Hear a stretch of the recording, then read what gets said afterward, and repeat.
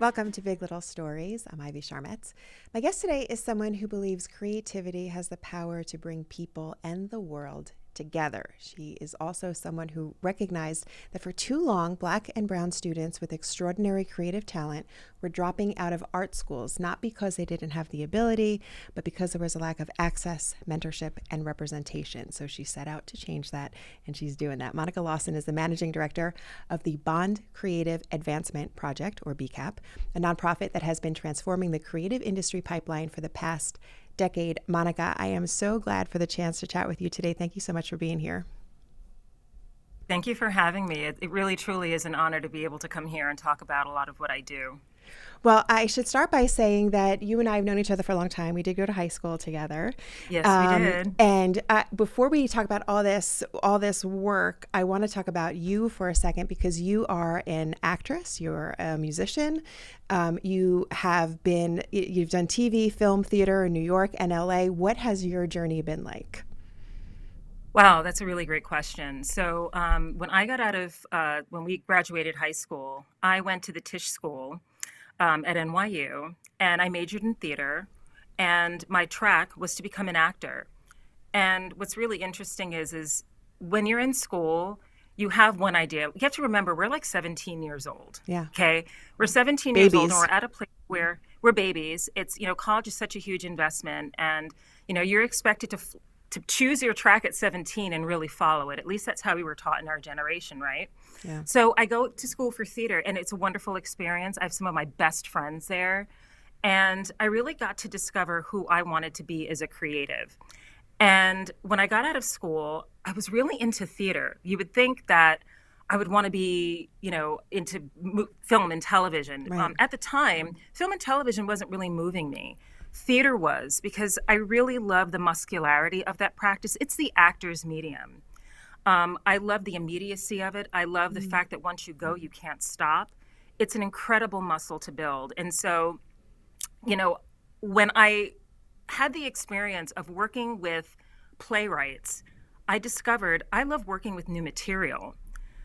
As a young person, I would go to Broadway shows. I saw Cats. I saw all these amazing, and that's what I want to do. Yeah. But then when I got to experience the process of writing and creating and developing our own characters, I said, this is kind of more my medium. So when I got out of school, I ran a few theater companies. I was a member of the Flea Theater in Tribeca. I also ran a number of other theater companies where we all just kind of got together, wrote our own plays, and then I would come in, as the actor, but I would help develop it. And it was a wonderful experience. Like I said, some of my best friends come from those communities. And then it got to a place where I said, you know what? It's time for me to go to LA. I do want to have that film and television experience, right? So I go out to Los Angeles. I do start booking some television roles. I do start booking some film roles. And what I really learned what I discovered during my time in Los Angeles is, choosing to be an actor is a very particular career. Okay. It is, I would go into these meetings with agents, casting directors, and they would tell you, like 0.01% of people who go into acting actually make a living at it. Yeah. And even actors who we know who are very famous, who are A-listers, they don't make a huge bulk of their money from acting. They're spokespeople for liquor brands and they start their own perfume lines, and they're starting other businesses because they realize, they understand, how that business fluctuates and how unsteady it can be, even at the level when you're making lots of money. So they're very smart to have like different kind of revenue streams. Excuse me. My English isn't so good this morning. And so while I was in LA, I realized that it was really important for me to be the leader of my own story. I started a production company, Bond Motion Pictures. We produced a film called The Plural of Blood. You can find it on Amazon Prime. And it is a story about basically Black Lives Matter. It's Black Lives Matter theme, but from the perspective of a police wife. So what we really did was we go into the home of what it would like to be in a police family, processing a critical incident being where an officer shoots someone and that person does not survive. And when we're dealing with the Black Lives Matter perspective, we have to understand how the political aspect of it kind of kind of gets, even in more intense. It's not just shooting anyone. When you're shooting Black people in the media, there's really going to be like, a resounding reaction to that. And the way that I came upon that story was I did a nationwide search for scripts. And I found this one script where there was an interracial police family where the wife was Black and the husband was non-Black. The husband is a police officer. He goes out into the field. He shoots an unarmed Black teenager, and then all hell breaks loose. And so I really wanted to understand that perspective of, okay, we're dealing with a police family, but we're not dealing with any police family. We're dealing with a police family where the wife is Black. She's thinking about her future children and being married to this person and what the temperature is in their mind about what their job is and what's going on out there. And it came together so magically, Ivy. When I first read the script, I knew that it needed some development. So I bought the rights to it.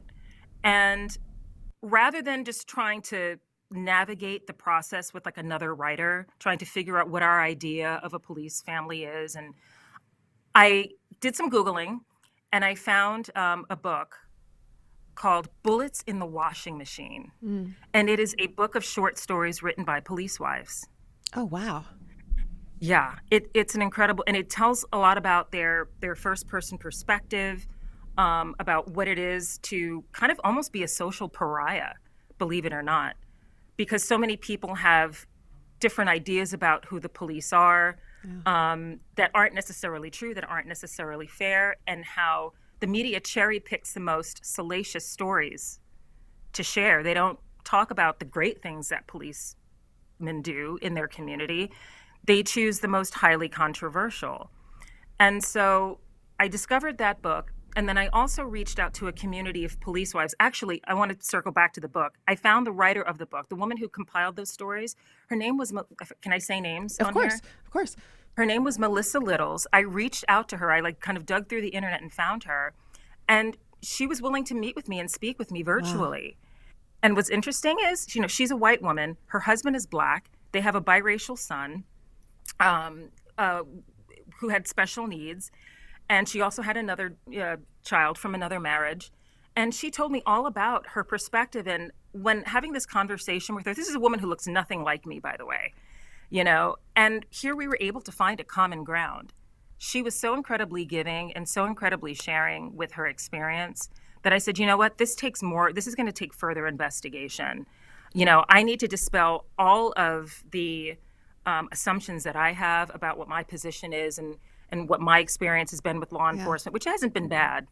But, to kind of wrap it all kind of together, that led me to reach out to other police wives in the social media community who we were able to consult with to continue developing the script. By the end of it, we shoot it, it ends up in festivals. And when it got to LA, I was actually able to invite the community of police wives who were within the local community to come see the film. And what was their reaction? We had a wonderful time. They loved it. Yeah. They were really supportive of it. I was so concerned that maybe I was missing steps, because if anyone chooses to go see it or to watch it, it ends on a cliffhanger. So if you're someone who needs to have a story wrapped in a bow, like if you want like a black and white ending, you're not going to get one. The whole point is that this woman has had this experience, because her husband ended up in a critical incident, her life has changed. She doesn't know where it's going to go. And it's like lights out. I don't want to give away too much, but it's really about journeying through an experience. It's not about giving anyone answers. But I don't want to interrupt you, but when you put the film company together, please. Was the intention to find scripts like this? Did you intentionally decide you wanted to do work that had meaning behind it and was important? Absolutely. I mean, well, to be honest, when I put out like a search with a specific criteria saying that it needs to be a female lead, it needs to be racially fluid or flexible, and it could be topical. These are some of the subjects that we're interested in, but I was pretty much open. I mean, I Mm, think the important thing was that, this is what we were back in like 2016, 2017. This is back when we were kind of labeling storytelling as female driven, right, right? right. Where there's a female lead. And I feel like the definition of that has changed so Sure. much, especially in the entertainment industry over the last 10 years. Yeah, But yeah, that's kind of how I phrased it. That's how we were processing the idea of a woman being able to lead her own narrative, right? In storytelling. And so I yeah. had to really phrase it that way. And so I got a lot of scripts. I got a lot of scripts, and that's how we were able to find the plural of blood. Yeah, amazing. We're going to take a quick break, and when we come back, I want to talk about all this amazing work that you're doing with the foundation, and how your experience is helping so many other young creatives who are following your footsteps and doing great things. So we'll take a quick break. We'll be right back with more Big Little Stories.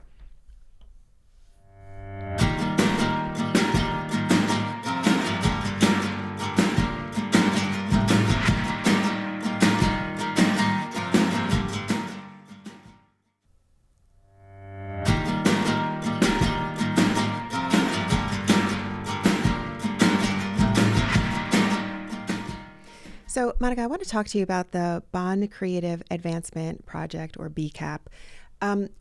Where did I know that you're very close to the one of the founders, right, of this organization? Talk to me. Yeah. Talk to me about that. So, the Bond Creative Advancement Project is a scholarship and fellowship program for underrepresented youth who are pursuing careers in art and design. So, my husband and I actually met at NYU, and he himself is a creative, but he's a creative with a business mind. So, he's been the president of several very successful brands, from Gap Yeezy to boutique niche brands like the Vampire's Wife. And he's currently now doing a ready-to-wear fashion line with FIFA. So the title of the brand is FIFA 1904. So throughout his 20-plus year career, of working in the creative fields, of working with people in fashion and tech, music segueing into fashion, basically this blend of creative industries kind of starting to collaborate together and work together. He's developed an incredible network and community that he's been able to draw from to use for mentorships for young people. So alongside the fact that he, is very business minded in what he does, he has a passion for education. He's on the board of the Otis College of Art and Design. I myself am also, I work very closely with the Otis College of Art and Design with their Black Creatives Institute. And basically, I facilitate the relationships that he has in his creative field into creating one-on-one mentorships for that youth throughout the school year. So each year, students who choose to participate in the Black Creatives Institute get a one-on-one mentor to shepherd them through their schoolwork as early as freshman year, to help them to start understanding how their skills will apply and work in the real world. The Otis College of Art and Design is a highly celebrated school, one for its diversity, but for the fact that over 90% of their students actually go on to work in the field that they Wow, studied that's in. huge, right? That's Yeah, huge. that's huge. Yeah. But with that said, Black and brown students are the highest percentage to drop out. The retention rate within that community is very, very challenged. And so it's not a skill thing whatsoever. They've gotten into Otis. They obviously they're ready to pursue their careers. But I think it's a lot of mindset. It's a lot of support. What kind of support are they getting in the home? Sometimes families don't necessarily, they might be the first generation to be going off to school, or their families want them to go to college in something that's stable. They want them to be lawyers. They want them to be teachers. They want them Right. to be doctors. And those are all very essential careers. But we need creatives. We need creative people, because creativity is not just creating aesthetics. Right. It's problem solving. Right. And Well, so it's real, yeah. no, I was going to say, when you talk about your story, and you were in this field, and then you kind of took ownership of your own destiny, and you created your company. Is that what did that teach you about this industry that you're now able to pass on to the next generation? We'll say it, although that kind of makes us sound old. Monica, are we allowed to say the next generation? Yeah. I know, it's true. I know, next gen. Yeah. If we say it that way, we're a little cooler. Yeah. So what is it about my experience that I'm sorry, can you that rephrase? you're able to help, because you did go through this, right? You're not just talking from Right. the outside. You lived this experience in a lot of ways, and so I imagine that that real life experience is very valuable when you're now using it to help the next generation. Absolutely. So my real life experience was the lack of mentorship, was the lack of safe spaces to ask the wrong question or to understand people. It's in this day and age, and I think it's always been this way, but in this day and age especially, it's not enough to be really good at what you do. Yeah. Being really skilled, getting good grades. You have to be able to work with people. You have to be a collaborator, and even most importantly, you have to be an entrepreneur.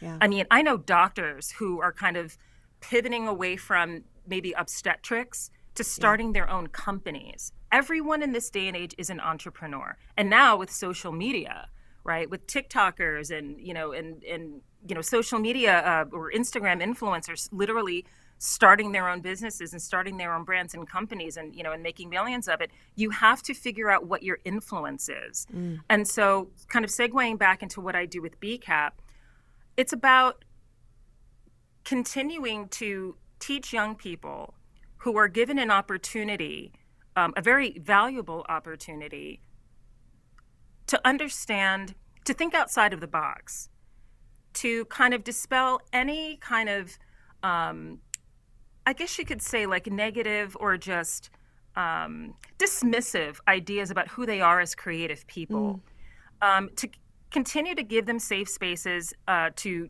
ask questions, to be able to learn soft skills about how to work with people, and to also give them exposure. Exposure is so important. Yeah. Actually, next week, out here in California, in Los Angeles, we're going to be taking some of our students, some of our cohort of students, to the Media Arts Lab. Mm. And Media Arts Lab is Apple's designated creative advertising agency. So these kids are going to go into this incredible space and have a day in the life experience of what it's like to work at Media Arts Lab, Wow. which is just like, Wow. one of the most influential Yeah. agencies in the world working for Apple. How do you select what students are become part of the program, or do students need to, like, or young people, how does that work?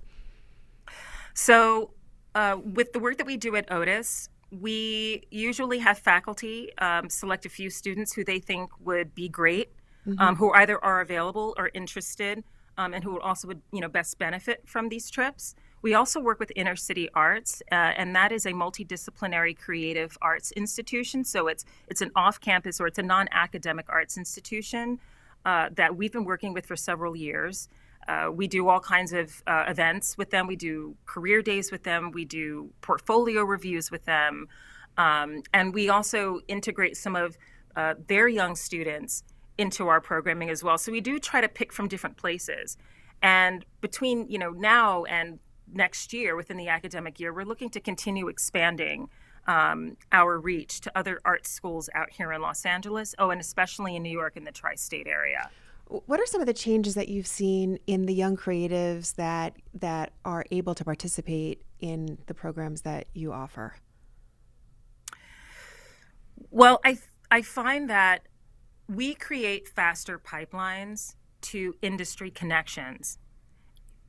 Exposure, exposure, exposure. Yeah. Because when you're in school, your focus is on your academics. The faculty's focus is on the academics and what their requirements are to complete for the school year. And it can be so easy to just be focused on, getting your tasks done, which is important, which is very important. Our job is to keep these students' idea of their creative careers visionary at all times. Because even again, I'm not a designer. I am a performing artist, so still a creator. But when you're in school, we were actually really discouraged from auditioning while we were in school because it would be too distracting and we still needed to learn things. I feel like when you're working in this career specifically, you need to have as much off-campus engagement in what you want to do as early as possible so that you have an idea of what it is you're investing in as soon as possible so that you know how to pivot, you know how to better apply what's going on in the real world. And I find that giving youth that fast track, especially youth who have to really focus on getting work as soon as possible right out of school. They may not have financial support from their families when they get out of school. It's their responsibility now to take what they've learned and make it happen. Those relationships are going to be crucial because when they leave school, they can say, hey, remember when I met you? Yeah. Remember when you Yeah. met me in freshman year?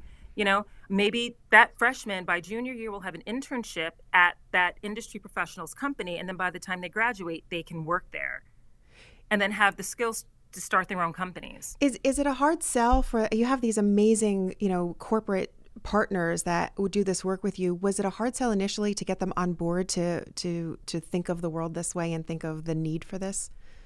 Not at all. That's great. I was really, really touched by how enthusiastic many of the industry professionals, like I said, who are coming from the Gap, who are coming from Mattel, who are coming from Adidas. I mean, the list goes on. These are brands that have like shaped American culture. And a lot of the people who have helped, shape these brands and shaped our idea of what fashion and what American culture is, are so enthusiastic about helping these young people that it's almost like the challenge with us is not asking for resources. Our challenge is sometimes getting schools to buy into what we have to offer. Wow. Getting them to wrap their minds around, I know, we're the Bond Creative Advancement Project and, we've been doing this work for a while, but now we're actually promoting it. Right.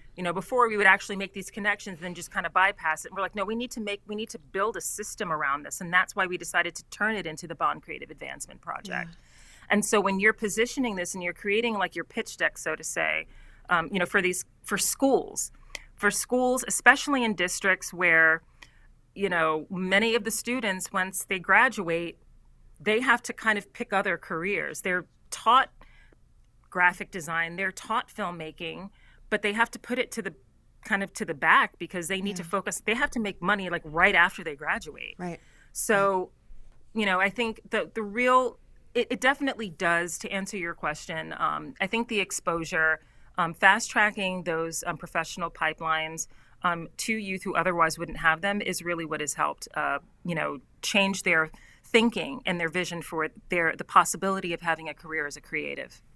It's such amazing work. We've had the website up, but it's bondbcap.org for people to get more information and to learn more. And also, I would suggest that people check out some of the other work that you're doing and your music, which is amazing, and all of that good stuff. Thank you so much for taking the time here. Monica, we end each one of these shows with something we call 3 big little questions. We do them rapid fire. My favorite. Are you ready? Oh, all right. Yeah. All right. How do you get yourself out of a bad mood? Wow. Physical exercise. Just shake it out. Shake it up, shake it out. I do everything from hiking to yoga to Tai Chi. So, yeah, that's my go-to. All right. What is your go-to karaoke song? Oh, my God. I would be living my whole fantasy if I could just bust out Total Eclipse of the Heart. I'll do backup with you. I'll do those. Yes, please do. And I know you don't live in New Jersey anymore, but what is your favorite spot in New Jersey? Favorite restaurant, place to go, town, anything? Name one place you just love in New Jersey? I think I would probably say, what's the name of that park that's right in the middle of town? It's got the big pond. Minnewaska Park. Yeah. I knew the name, but I didn't trust myself. I love walking around Minnewaska Park. It's a beautiful park. Beautiful. Yeah. That is what makes Westfield. That is what. And next time you're in town, we're due for another dinner, my friend. Thank you so much, Monica Lawson, for taking the time for doing this. You're doing such amazing work. I've loved following your career. I continue to do it. I'm a fan and very honored to call you a friend. Thank you so much. Same. All right, well, that will do it for today's Big Little Stories. Be sure to check us out on Instagram at Big Little Story Show. I'm Ivy Sharmetz. I'll talk to you next time.